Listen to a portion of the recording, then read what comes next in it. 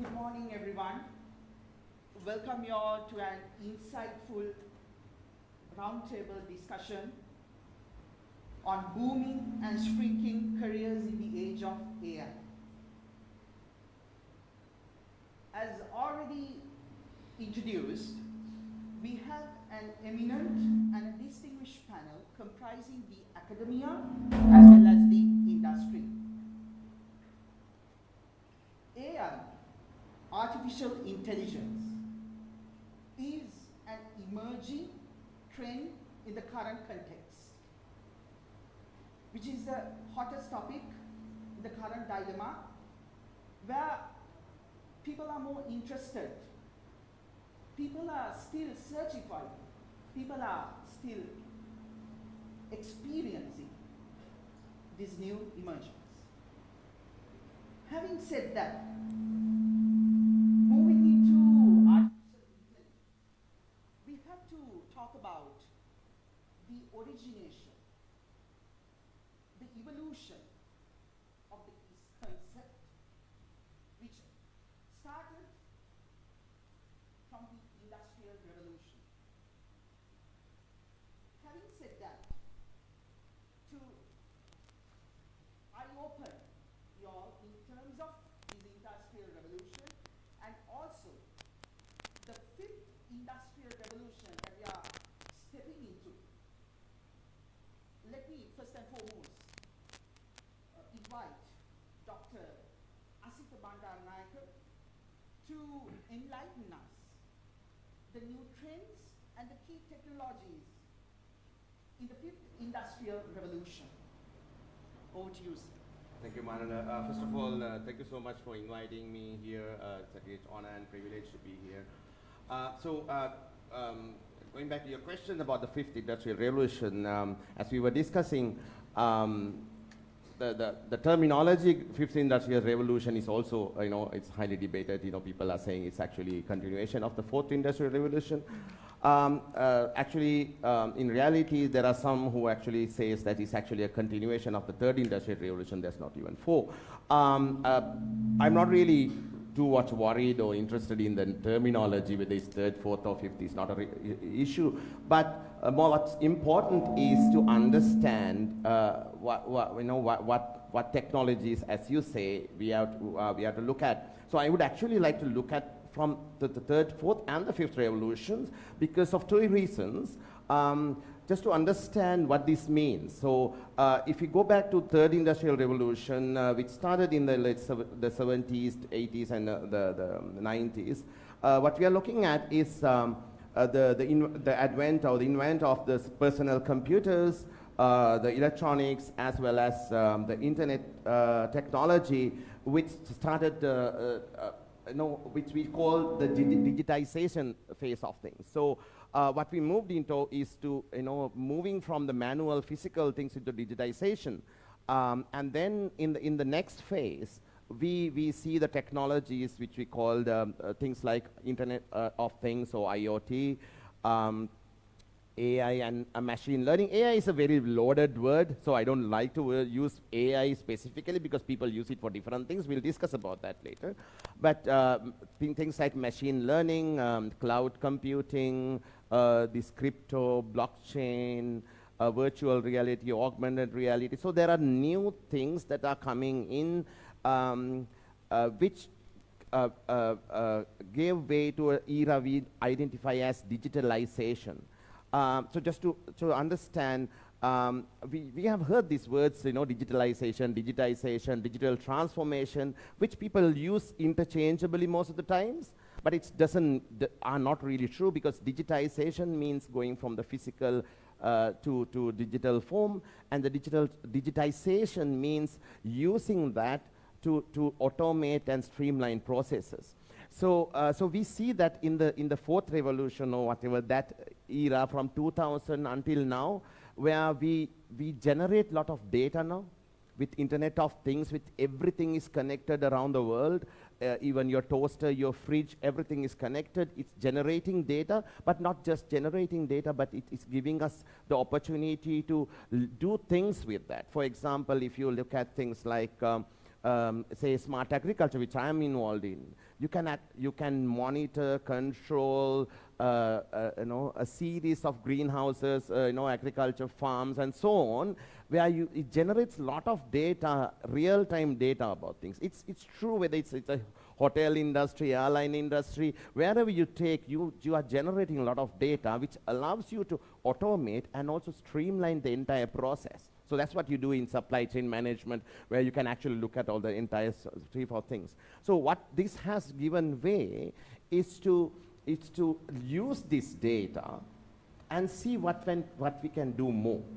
So the technologies is actually limited to with of these things. Now increasingly we are seeing what we can do with this big data, things like this large language models or generative AI, things like ChatGPT that we have come out, we call it generative AI, where the machines are capable of generating new content rather than just analyzing the data. Now what we see next is, so in terms of AI, up to now the AI has been what we call artificial narrow intelligence. That is, agriculture we can do it, in hotel industry we can specifically do it, in airline industry, even just to fly a plane they will use AI. But we are moving towards what we call artificial general intelligence, artificial intelligence being able to do many things as humans, and then going towards artificial super intelligence, which is actually the machine being able to do better than humans. So in that age, what we are looking at is how, so in the fifth industrial revolution, how the humans and the machines can have a deep multi-level cooperation to do things better. So this is what we are looking at. But I said there are two things which is important. So that is actually the evolution. So I see this as a continuation of the digitalization, and the digital transformation, which also comes with the personalization in the last stage. But also it is very important because in Sri Lankan context, we are still struggling to do even digitization in most places. So while we are talking about the fifth industrial revolution and digital transformation or personalization, we are not yet even in digitization in certain places. So I think when we are looking at this, we have to take the entire picture into account, because we definitely have to go with the world trend in this area by looking at all these technologies, but we have to get all this together. So yeah. On that note, Dr. Asita, if I move into the industry perspective, specifically looking at the industry, let me move on to Ms. Sriyangani Dhanapala. Ms. Sriyangani, within the Sri Lankan context, how you interpret that these AI, the generative technologies have impacted the industry, and within the Sri Lankan context, how the industries are adopting to these changes which are popping up in the current scenario? First of all, thank you so much for inviting me. Seeing the young faces seated there, it brings back like a full circle for my life and my career, because I'm a product of WAYACiM, I proudly say that.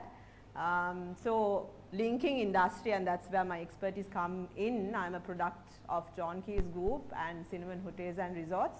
So I get previewed to a wide array of things that the group does for survival for the next 20, 30. We survived 150 years in Sri Lanka. So we aim to survive in the future also. We survived COVID and the economic crisis. So AI, I'm also just like Dr. Asita, I'm a little bit skeptical to use this word, because there's a lot of things inside of AI and people use it like a canvas word, right? You need to partition and see what you all are doing, and especially the young faces here, when you move into the industry one day, you're going to inevitably get used to this, whether you like it or not. So when we started to use Microsoft Teams or Zoom, I remember John Keys invested on this 5 years ago, and until COVID happened, none of us were bothered, and we are from the private sector. So I can imagine your mindset. It's natural to not use something until you're forced to use it, right? So in a practical sense, a few things that I might give you a heads up on: look at companies like McKinsey, right? They publish so much of data. Even if you are an academic, for your research as a secondary or literature source. Companies like McKinsey actually provide a lot of fresh data, and I got the privilege to actually hands-on work with them, and McKinsey from Asian provinces, from Thailand to India, even US and UK, I was able to work with them, and I got the opportunity to get trained by them. And consultants, so-called consultants like McKinsey, help large organizations like John Keys Group, who has 70 companies in 7 industries, to interpret data and analytics and use this massive chunk of data that is being produced every touch point of the business into a meaningful way in the future. So how can this be meaningful? Right now, for an example, I will be talking a lot about John Keys Group, but I must do so because that's my experience. We invested on a new business arm called Octave. I don't know who has heard about Octave, but this is like a hub of IT geeks, in my words, right? So is it basically the new generation? It is like the AI arm. That's how I would call it. So you get data engineers, data mechanics, everybody who are like super experts, who are having doctorates, for an example, hired to the John Keys Group to do what? Interpretation of data. And they use, through McKinsey, they use this model called 5I model, right? So you have an idea and you gather intelligence. So even AI is not rocket science. Somebody might fear, right? It's not rocket science. So you have an idea, you ideate, you start gathering data, that means intelligence, right? Then you incept a project. Intelligence comes from the business itself. This might be transactions. Who goes to Kiehl's here? Kiehl's supermarkets, everybody goes, right? So every one of your transactions are monitored by the Kiehl's group, right? And John Keys, the supermarket chain, is a classic example of really using case studies through AI, or in my words, not just artificial intelligence, it's actually data analytics, the power of data analytics to revenue generate, right? And even to operationally improve. Right? So I will talk a little bit about the company that I work in, which is Cinnamon Hotels and Resorts. I don't know whether I'm using the mic, never mind. Which is Cinnamon Hotels and Resorts. All of you would have given some sort of a review somewhere in your life, right? In Facebook or in booking.com or I don't know, any place you have to put stars and say something. If you're angry at somebody, you will write horrible things, right? If you're happy with something, you will write pleasant things. You all are laughing also, right? Which is basically the reviews that we call reviews, right? So you think nobody is looking at what you're writing. People like I do. Right. So I use the power of AI on my day-to-day work, because my responsibility, one of the responsibilities is to look at the customer experience. And everything that the customer says, I literally have to look, but I won't go through each and every person's comments. I use platforms like Review Pro. You can investigate and see these are modern technologies that we use that uses AI to interpret what you all are writing collectively in 20, 30, 40 platforms across the internet. Gather that data, we call it sentiments, right? Your emotions, whether it's positive or negative or you're neutral about something, and populate it into a quantifiable dashboard, so that I can see, oh, this hotel in this particular month, customers have said this much of positive things, this much of negative things, and my hotel is performing against the competition in this rank. Right? All this is happening simply by what you all are talking about the hotel. So how do I make that work? Through AI. Now, all of you are on Instagram, right? In real life, everybody uses IG, and there was a trend with changing your face into 90s people, and people would use that or use different mimics that are there, but all this is AI, right? But we do use AI, but in a career sense, you need to be receptive enough, but there are more than enough companies who have invested on AI. But I understand what Dr. Asita says, and I second it actually. Are we ready enough? Are we doing enough is a question. I was actually fascinated. I was with Dilma yesterday, with the CEO of Dilma Tea, with Dilhan and his entire team, and I went to the factory. So even in an operational sense, I was my mouth actually opened. I was fascinated to see packaging done by robots, and these robots actually looked like weird humans. Like the movements are very weird. So I was fascinated, and I was thinking about the session today. Oh my God, I got to see a hands-on AI operation where not even the packaging, the raw material even is touched by a human. Which is the trend that Correct. we can see. Exactly. Robotics, which we at the countries like Japan Correct. earlier, now even seeing this in Sri Lanka, which is very fascinating. Yes, and what you need to understand is who works in a factory, machine operators. Y'all are bachelor degree holders or above, right, masters, or some of you might be with PhDs. So even a machine operator needs to know how to operate a AI machine, right? But don't get scared, maybe in the later towards the discussion I will tell you the realities of this, but of course the answer in a nutshell, a lot of companies are investing, especially from the private sector, because we are quite P&L driven, right? We put in money for technology to make sure that we harness something in the bottom line, right, and it gives some sort of a improvement to our productivity levels in the company. So we would invest on that, and these are massive investments. But a lot of private sector companies, I would say, has caught up to this. A lot of industries have caught up to this, but it is so much so a part of some of the elements of our business DNAs, we don't even talk about it much because it's like the norm. So having said that, Ms. Sriyangani, if I move into the HR point of view, how these developments that you have introduced in terms of the industry, as mentioned, the new trends, the robotics, and also even the streamlining the processes in the industry setup, the private sector, of course, hearing that these are, that the companies are adopting. If I move into an aspect where I think most of the audience over here, our presenters, they are much curious about how these new career opportunities, which are, whether they are being affected with, because of these AI, the artificial intelligence, and all these generative platforms, and how these the new opportunities which are popping up in the society. So let me pose this question to Ms. Buddhika Manage.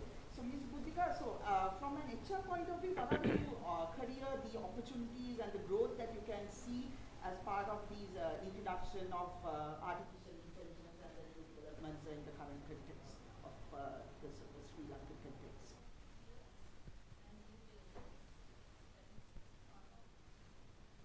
That is part of any introduction of any technology, I would say, or any revolution for that matter. That is how the human mind works. So with that, whether we like it or not, since it is going to happen when we, as we speak now, the evolution, the technology development, and those work is happening in the world.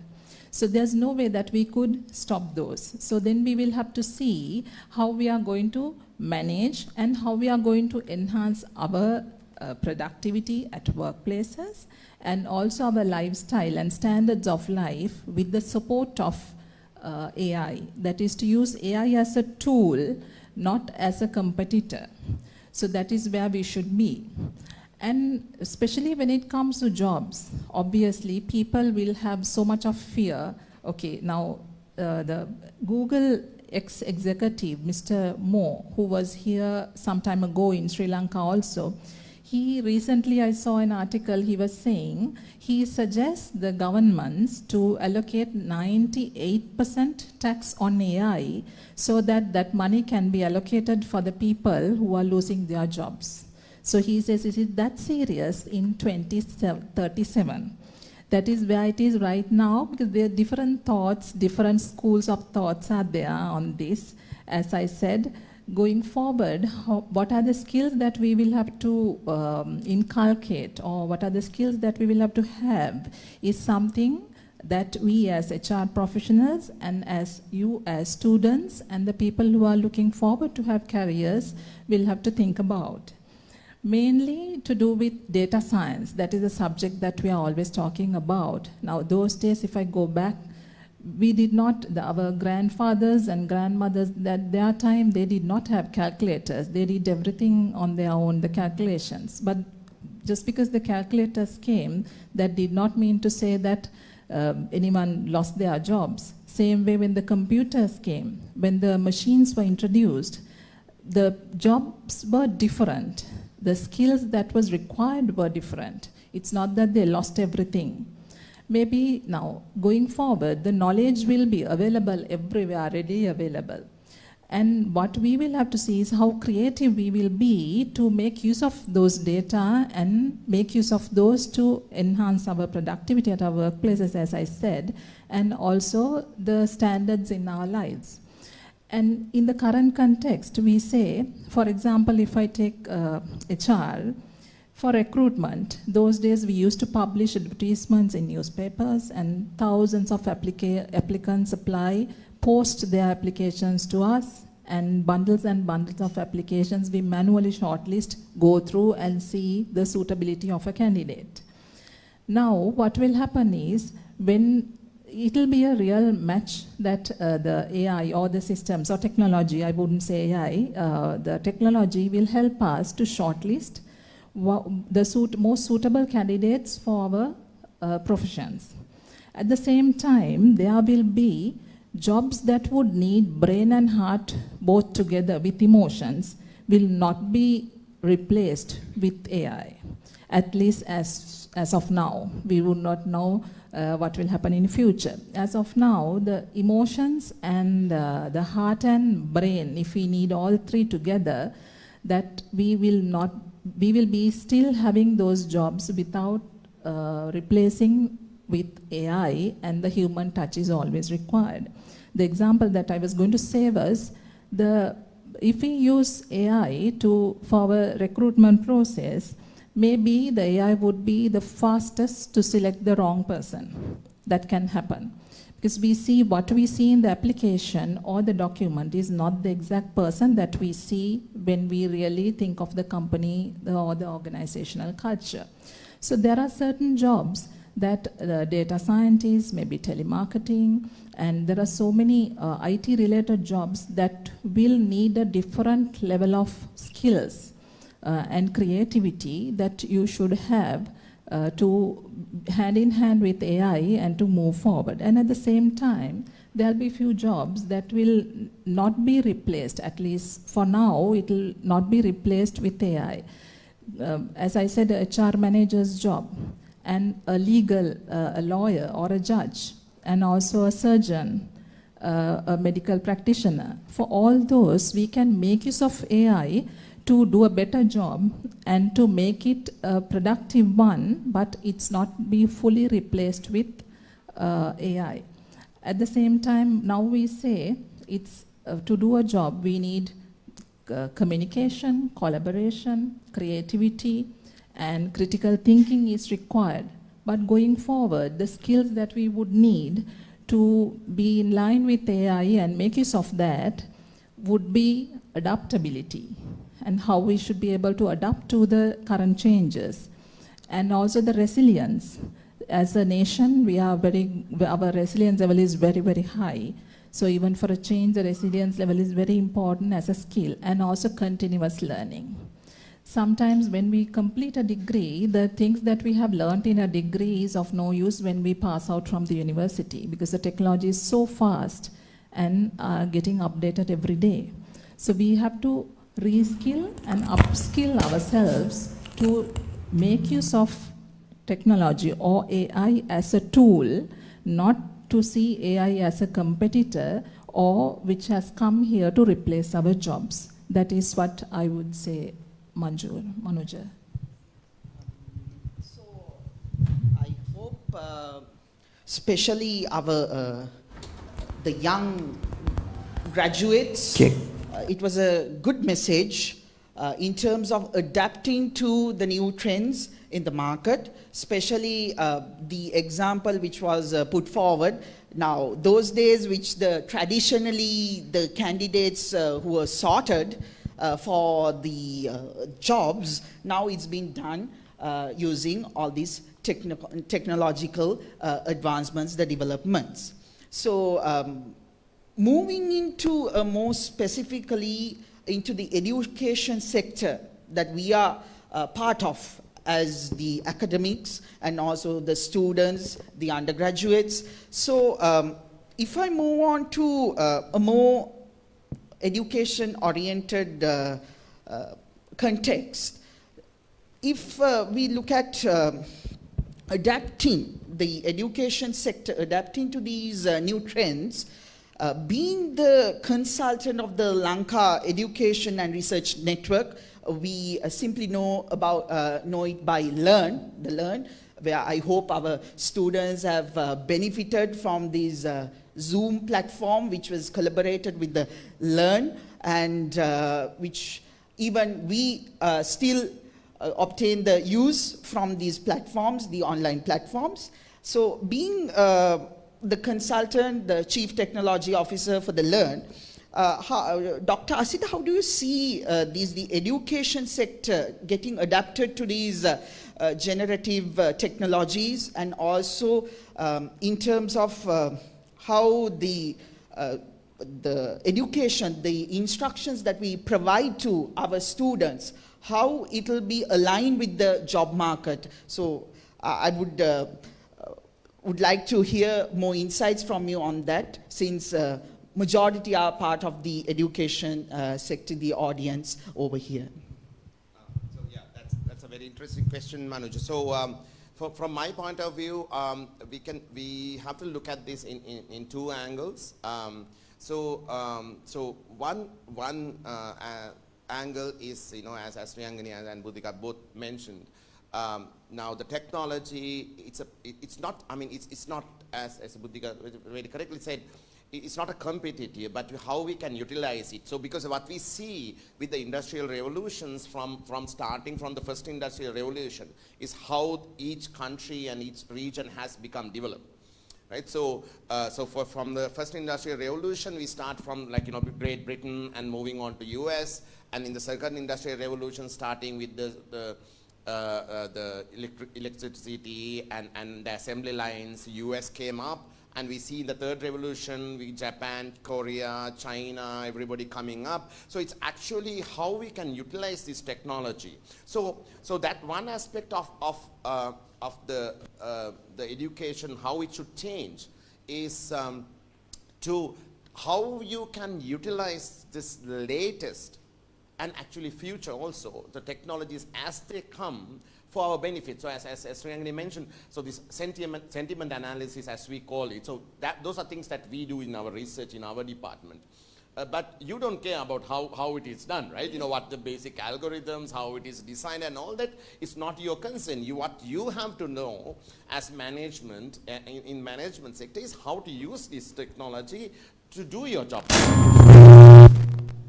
So that aspect is to look at how the new technology, what can you do with the technology, right? So you need to be aware of what is coming, what is happening in the world. You have to keep abreast of every day. These are changing. Everything is changing day by day. So if you don't keep up to date with that, so that brings me to the second side of the education.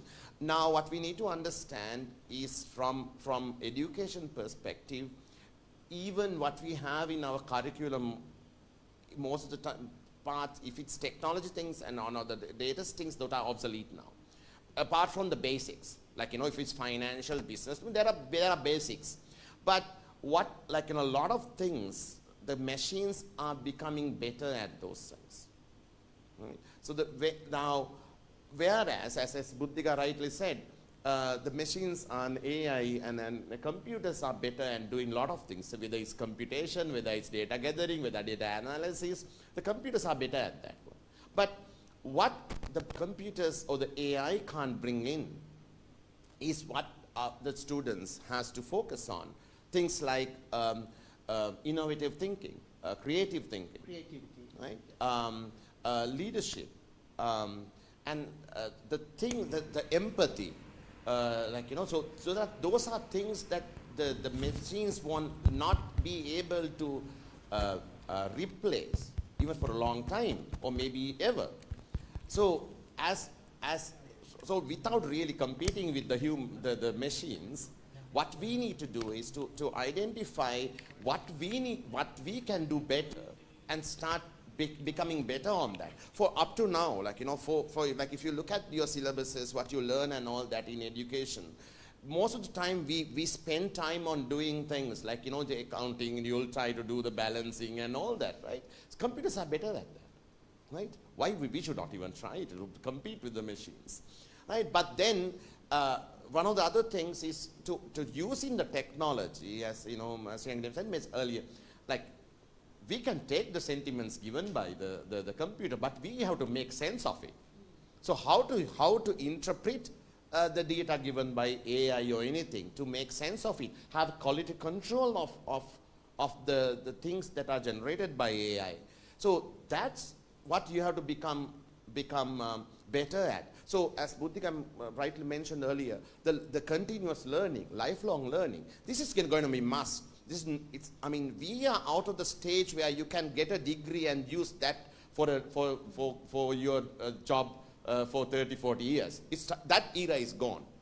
So unless you learn how to learn, do the continuous learning, so our instruction, our educational setup has to be such that we are open, and also we learn how to keep learning.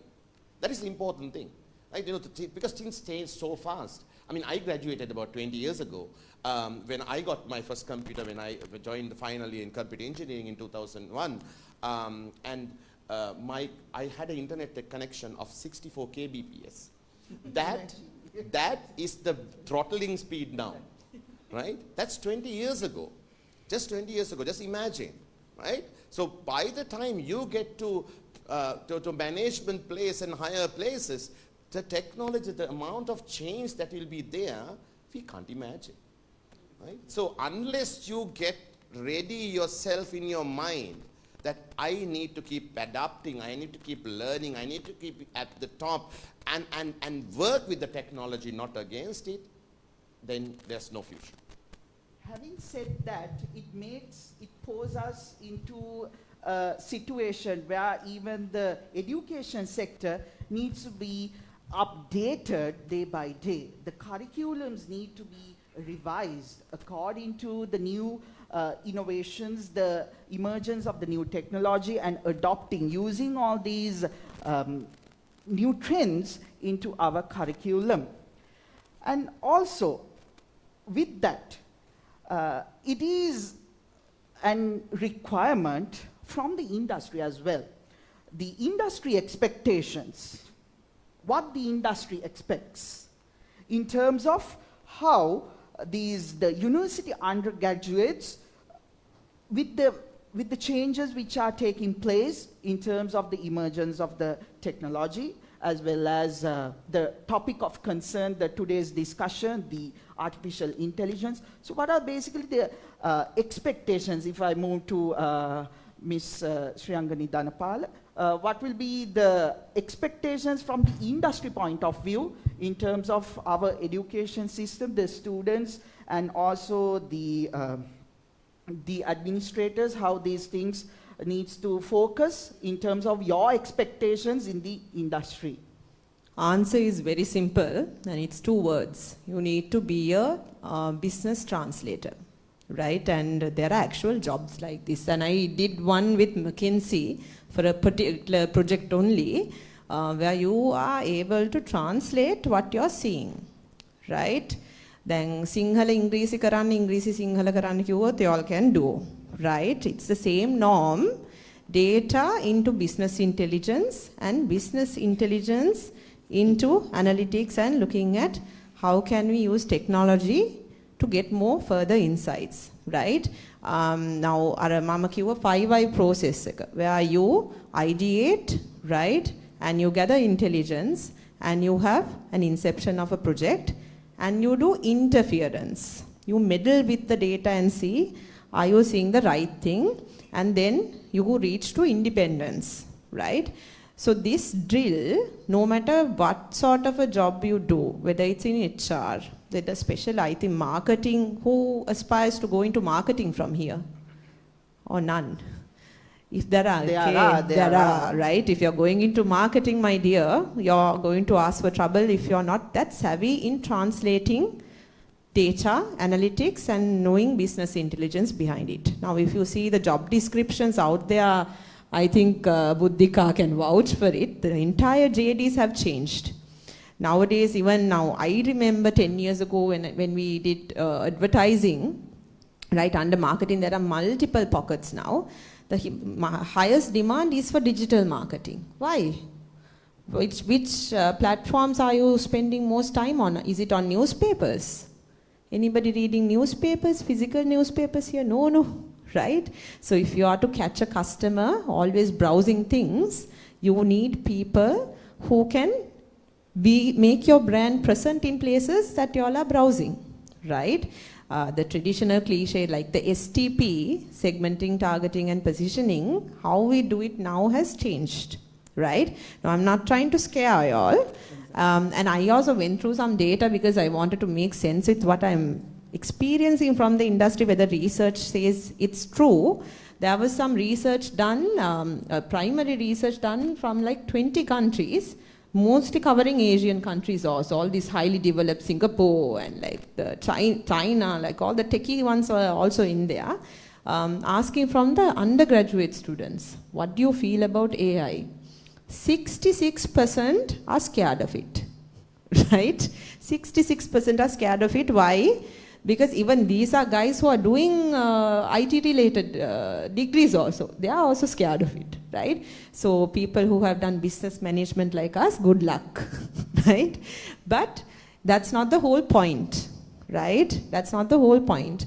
I can second what Dr. Asita said. I think it's the same sentiments that is going around in the table. AI or data is not an enemy. It is there to help you, right?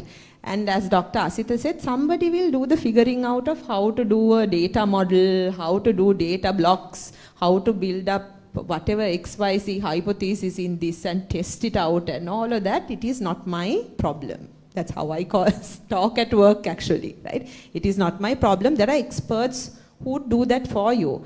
But if they bring an answer to the table, if I don't have clear judgment to question them, are you using the right model? Are you testing the right way? Because what I'm saying is not so right, right? Or it's not clear enough. I want it to be more specific. Can you test these areas instead? Now you can't remember what I'm saying and go and dump it there, right? You need to have common sense to do that. So good common sense is not so common, especially in countries like Sri Lanka, is what I know, right? So have some good common sense and have the agility. As young people, agility is a company value that Cinnamon carries, and I can reflect to this audience. Have enough agility, right? Simply because you know something doesn't mean that you know everything, right?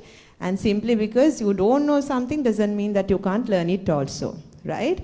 But if you are very strategic in terms of your career, try to find places, have a humble beginning. I second what Dr. Asita just said. I used to call my degree a bus ticket. It allows me to get onto a bus. Without the ticket, I can't get in or even to go anywhere. But nowadays, I am thinking even that is getting a little bit dicey, because you see like 19, 20-year-old with 3-4 qualifications. I most of the time I interact with the young talent in John Key's group. I meet and mentor the management trainees that join the group. Some youngsters are scary to see, and I get inspired by them. I have met youngsters who are engineers and lawyers. They have a LLB and a mechanical engineering degree. How is that possible? Right? So the talent has space, right? But the market is very competitive. I remember myself sitting in a seat like yours, and I think AI was not a competitor at that time, right? The job descriptions are relatively easier, but y'all are having a challenge. But always spend your time on things that will make sense for your career. Who watches TikTok here? I'm sure everybody. I can see some sarcastic face, some smiles coming out. Don't spend time on those, right? Utilize your time to sharpen your thought. 7 habits of effective people. It would have been Stephen recommended. Covey. There you go, right? Sharpen your thought, because if you are not sharpening it, when you go and try to cut something in the market, you won't have enough strength. So have agility, spend time on things that make sense, which are meaningful, and there are ample free learning platforms for you to be data savvy. Even I think Buddhika can share more experience. Even HR is transforming into data-driven things. And one of the projects that I am working currently is to measure productivity in a hospitality setup. Who would ever think that, you know, a productivity of a waiter, a room attendant would be measured? Now people like me are given the task to go and figure it out. Right? Put data points and churn that data so that we can drive excellence. So AI would not come in the form of actual AI, it will come in little snippets of different words in your careers. And trust me, all of you will have to face it, whether you like it or not. So spend meaningful time in emphasizing your energy and using your energy into meaningful things. That's what I would tell myself 10 years ago, and luckily I managed to do at least 50% of it. I'm here, but it's more competitive to you, right? So have a clear picture of where the market is going if you're going to get into the private sector. And this also presents a very exciting opportunity of free education, which you all are enjoying now, that comes in the form of what when you go and do a job. People like, experts like Buddhika would invest on learning and development. So learning never stops even if you go there. And it is for free actually. But if you are starting a job and you are asked to sit for a training, try to find the fastest way to run away or yawn in the back, right? So when I do, I do workshops for soft skills for the John Keys Foundation, I make it a point to go to all the way back and pest everybody in the back. I make them stand up and why bother them? So attitude is key, even in an era of AI. Right? I know we are saying the same words, but independently after being prepared, we are ultimately saying the same rhythm of thoughts, right? Your attitude is going to be everything, and there are certain things that are in you, if it is good enough, won't be replaced by AI. A few things, right? Definitely, even if you're like let's say a mechanical engineer or some sort of a food scientist or somebody, your job 30 to 50%, there is a chance from the way that WTO is predicting about the future, that half of your job will get influenced by AI. It can get chopped off, it can get improved, God knows what. But leadership skills, right? Even things like empathy, emotional intelligence, these are the things that, the softer skills that you need to really be on it day in, day out. Because now, those days, you can have an excuse not to have emotional intelligence or soft skills. Nowadays, your upper hand is going to be that, and your personality that you carry. So spend enough time sharpening your thought and grooming yourself and preparing yourself for the future and drive excellence and get those learning opportunities from organizations to improve yourself. Don't undermine the power of learning and development. It's an area that I'm very passionate about, even in the career that I have had. Get those free opportunities that are paid and presented by the organizations to improve yourself. I hope it was a great big eye-opener for our undergraduates, what the industry is expecting in terms of these generative technologies. And also, as Ms. Sriyangani mentioned, and moving into Ms. Buddhika, so what will be like, initially, based on the insights shared, the point which was highlighted is the majority of the population is a bit scared about AI. Maybe because they are losing jobs, or maybe because there'll be some new ways of doing things where the traditional ways, the conventional ways will be eliminated. There can be, that would be the majority concern. So in terms of the job market, even though AI is existing, what are the areas that are not required the skills and the employment which is not so affected, which the current generation can survive still, and also as a conclusion to as a summary to the discussion, what are the insights, the take-home message that our audience can obtain from your end? Yes, Manuja, actually from what Shriyangani said, I was thinking, we are, as humans, we have fear of unknown. That is where we are right now. So the best thing is, in Sinhala we say, yaka kiyana tarang kalu naha. So first we need to know what it is and to study what it is. Fear of unknown is the stage that where we are right now. So to get to know it more, then you will realize, okay, this can be used in a smarter way, because technology which is smarter than humans is going not to replace the humans, but we need to ensure that we use it as a tool to enhance our life standards and also the productivity, as I was repeatedly saying. Because even in our organizations, what we are now looking at is even pay, or as Shriyangani also said, the productivity is measured in every way. We have started even now, we are an organization as an airline, we have servicemen, the loaders who are loading bags to the aircraft, and up to the aeronautical engineers, and also the pilots. That is the scope that or the spectrum that we have when it comes to employment. So every step of the way, every job, we are now really looking at how to measure productivity at different job levels. That is where we are heading right now, checking the output of the employees. So we will not, at the same time, as also she was talking about the qualifications that the new generation, they have.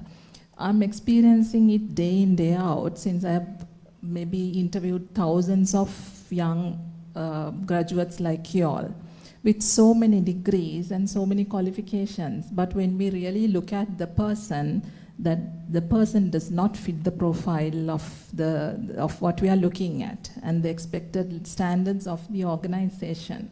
That is something we always experience, which is little sad, because I'm also a product of a local university. So we want our local graduates to come up to that level standard and compete with anyone else in the equal way at any interview, which we do not see. So when we see the CV forwarded, it's full of 2 masters, some of them, and it's very impressive. Not everyone, but most of them, I would say, we do not see the fitting that profile into our culture or the organization due to many reasons. It could be personality, it could be how they present themselves. When it comes to marketing, how you market yourself also matters, and the confidence that you have. And you have to be updated with the current happenings in the world and in the society.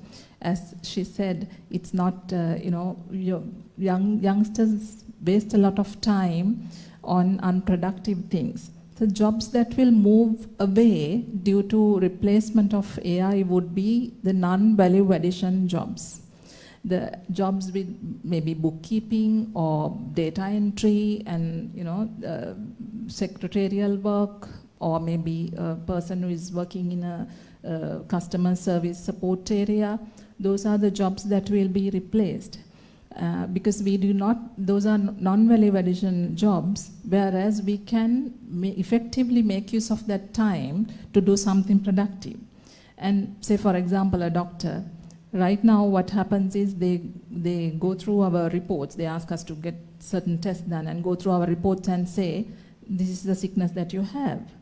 But going forward, maybe what it would be is that they will get to know through the system what the sickness is also, with so many options. So how we are going to face it, how creative we are, and where we are in our decision-making process is what matters. So knowledge will be readily available everywhere going forward. There won't be, we call it Guru Mushtiya, it won't be there anymore because knowledge and data is available to everybody. So what is needed is creativity, how to make use of that data and how to move forward in the world with the trends that with the trends that the society is moving towards. So if we are not ready for that, as Shriyangani said, there won't be places in organizations that we always will look for creativity. It's not only the degree or the paper qualification that we would be looking at. So the thing is, we shouldn't be, getting scared of unknown. First thing is get to know what it is. What is AI and what is happening around the world. It's not just because I have a degree, that doesn't mean anything sometimes. We only ask for that. Going forward, we would know what type of qualification matrices that we would come up with, because we have already revised the pay structures purely based on productivity. So going forward, we are working on certain qualification matrices also right now. JDs are also changing. So with those, you will have to, as young graduates, it is very important for you to be ready and be current with what is happening around the world. You can't be a frog in the well. You will have to see always what is happening around and the trends, because we cannot stop those. We will, as we speak, the technology is improving. So we have to be in the same pace without taking as a competition. Make use of that tool to make our lives better. That is my message to you. Thank you. So I hope Dr. Asita will also have something to add on as part of the conclusion to our today's discussions. And if you go ahead, Doctor. And also, I think the audience can also interact along with the, since we are moving to the conclusion of our discussion. What will be the take-home message, Doctor, that you can give it to our audience? Yeah, thanks, Manoj. So I think from education point of view, since I'm representing that, so the key takeaway, I believe, just to Sheng was mentioning some World Bank or statistics. I was looking at this futures jobs report from World Economic Forum, and according to the futures job report of 2023. It says that by 2025, 44% of this core skills will be replaced. So, which means whatever the skills that we were talking about until now, 44%. Now, 44% means it's just half of the skills are no longer useful. They are going to be replaced. Right? They are going to be taken over by AI and other things because they are no longer useful. So whatever we think about as skills up to now, that has to change, right? So as we discussed, and another thing is that 50% of the workforce has to have, as Buddhika said, upskilling and reskilling.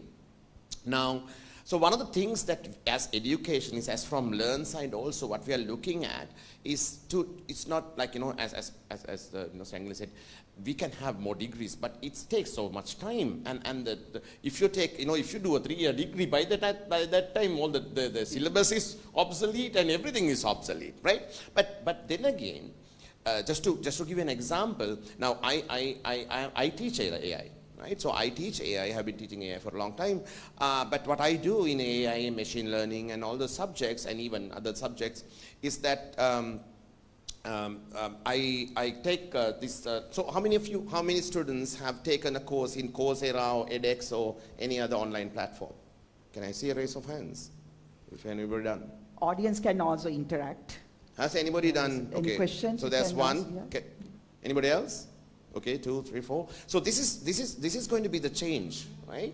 Because as Rangani said, I mean, these are going to be, the companies are investing on these online courses and all that, because you need to upskill, reskill very quickly. So we are, even from Learn side and UGC side, we are looking at what we call these virtual degrees and micro degrees. Because you can't take that long to learn, and you don't need that long.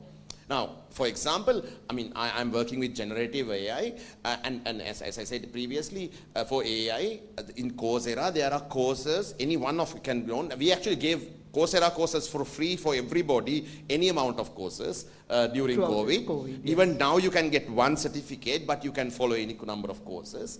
So, so there are courses by Professor Andrew Ng at Stanford University, who's considered the foremost expert in AI.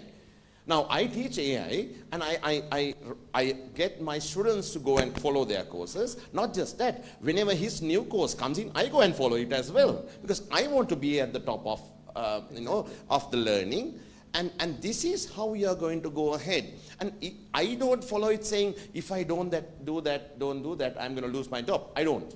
In the university, we are not losing jobs, right? So it's not a problem. But it's very exciting, because there are changes. So unless you embrace education and learning things as exciting things to move ahead in the world, there's no future.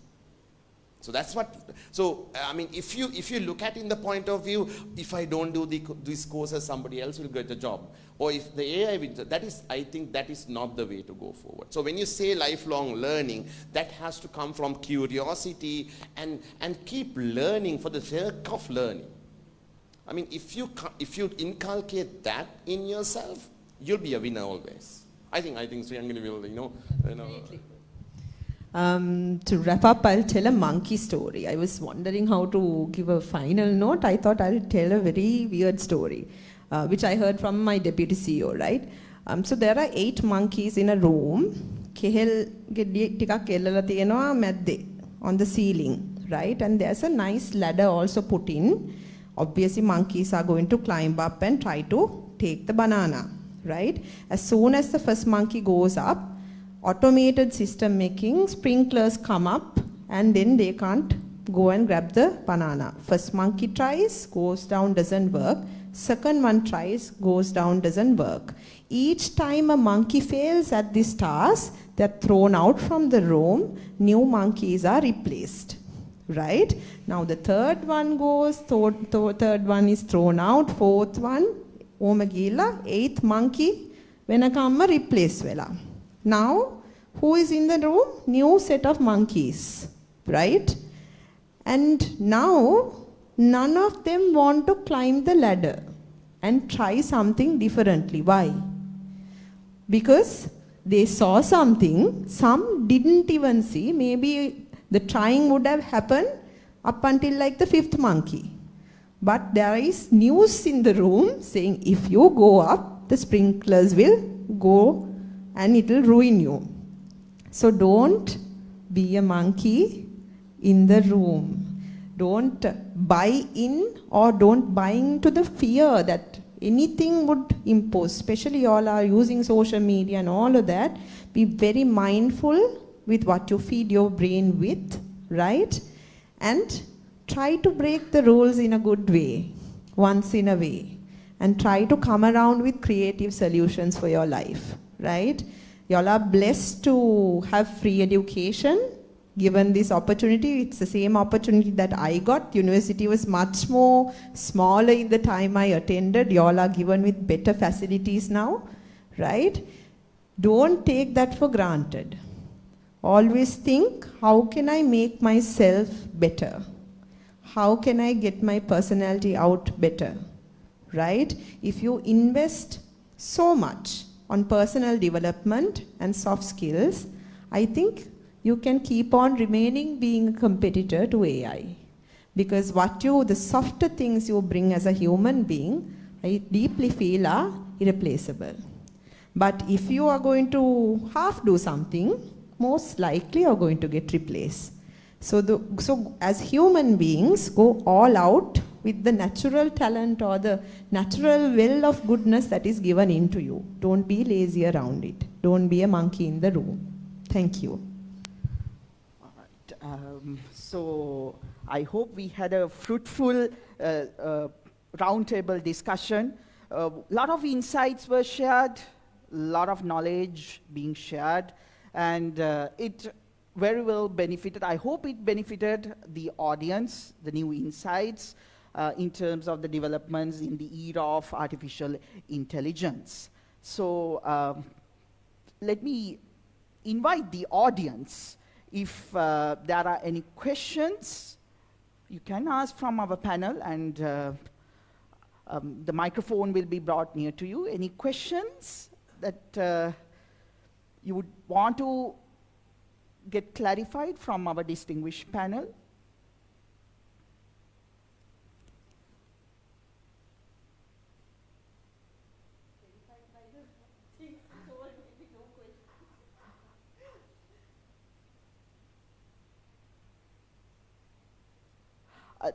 Yeah, microphone, please.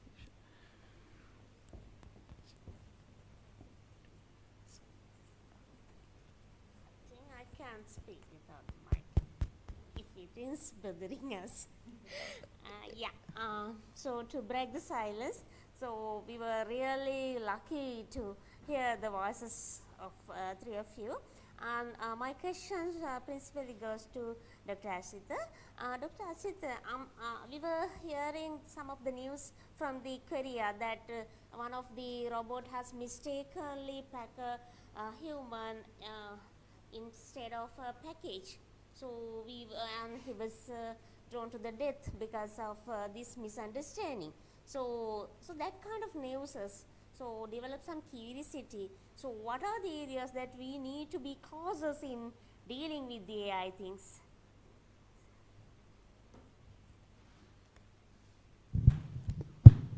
Okay, now as anything, so technology, when you are using technology, there's good side and the bad side. Right, so it'll be there. Like, so for, I mean, if you can remember, about 2-3 years ago, there was this new Boeing aircraft, which 3 of them crashed. So this is like, killing all passengers because of a software error. So it's software means it's AI once again, because like it's trying to, because like now airlines are flown by all AI. Pilots are there for the show most of the time, right? Right? Just so that we don't get panicked. I mean, she will confirm them, right? So fly by wire and all that, because it's all AI. So the thing is, the same year, Toyota has to recall the entire series of RAV4 because they will accelerate once again AI. But then again, we are also seeing, all these auto-driven cars which can travel. Will never happen probably in Sri Lanka, because with the 3 drivers and everything we can't. But the thing is, every technology has their limitations as well as the benefits. The problem is, how we adapt to it, right? So once again, as I said, if you are scared of it, because how many mistakes do the humans do? Right? So the thing is, it's easy to identify the technology. Okay, so the technology made one mistake. Let's stay away from it, and not, we don't say it's bad, but we don't account for the mistakes that happens from the humans and how many deaths or whatever. So one of the things I want to touch upon what Budhika said earlier, like even like, so in AI, people are saying even the doctors can be replaced because it's just of the diagnosis, and doctors will be better in surgery. It is already happening. But you can never replace a nurse, because the caregiving is not something that you can actually replace with robots. It comes from your heart. Yes, and then identifying personalization, as I mentioned earlier. So the thing is, but when we think about change, like replacing doctors, it seems unthinkable.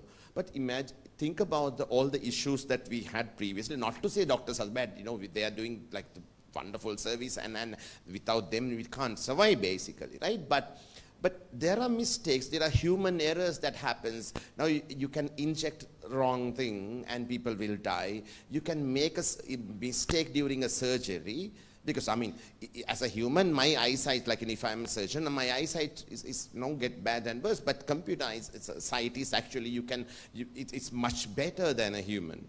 Right? So how it will change? Like it will make mistakes. So one mistake and then you say, okay, let's go with the humans only. So this is always will be there.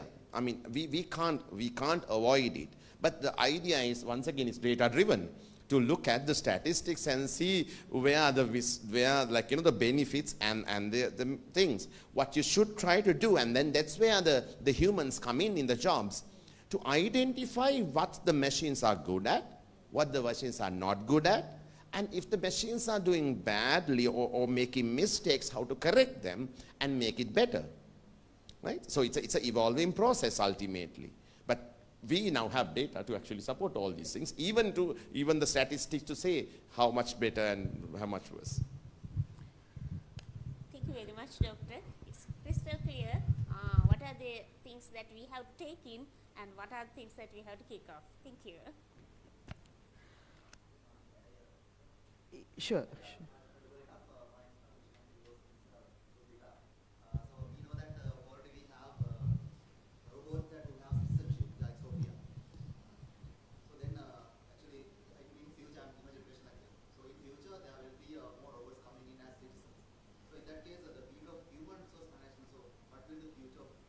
Management when we are going to work with robots and AIs.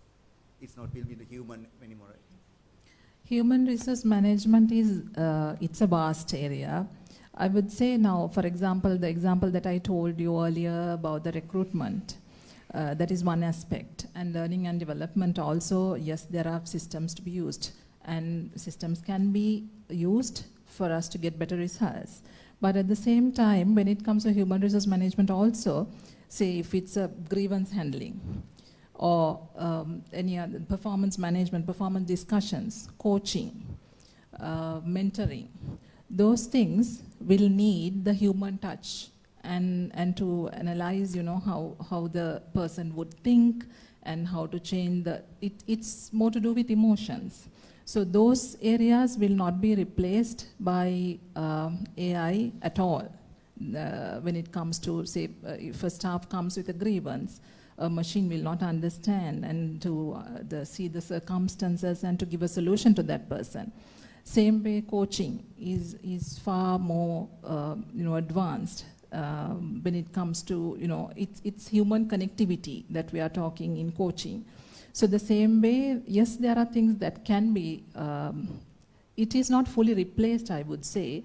We can make use of AI to make it better when it comes to recruitment, as I said, and learning and development, the systems that we have, LMS.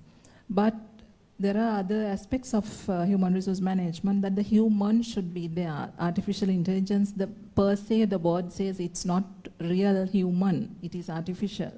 So when it comes to human resource management, yes, the jobs will be there for sure, like few other jobs that we were talking about. Yeah.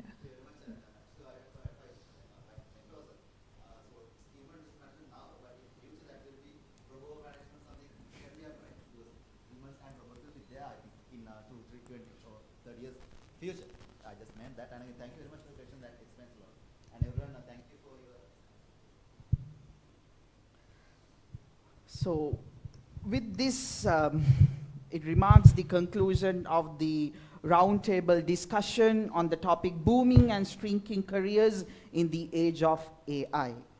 So, I would like to take this opportunity to thank our distinguished panel, Dr. Asita Bandaranaike, Consultant, Chief Technology Officer, Lanka Education and Research Network, LEARN, Senior Lecturer, Department of Computer Engineering, Faculty of Engineering, University of Peradeniya.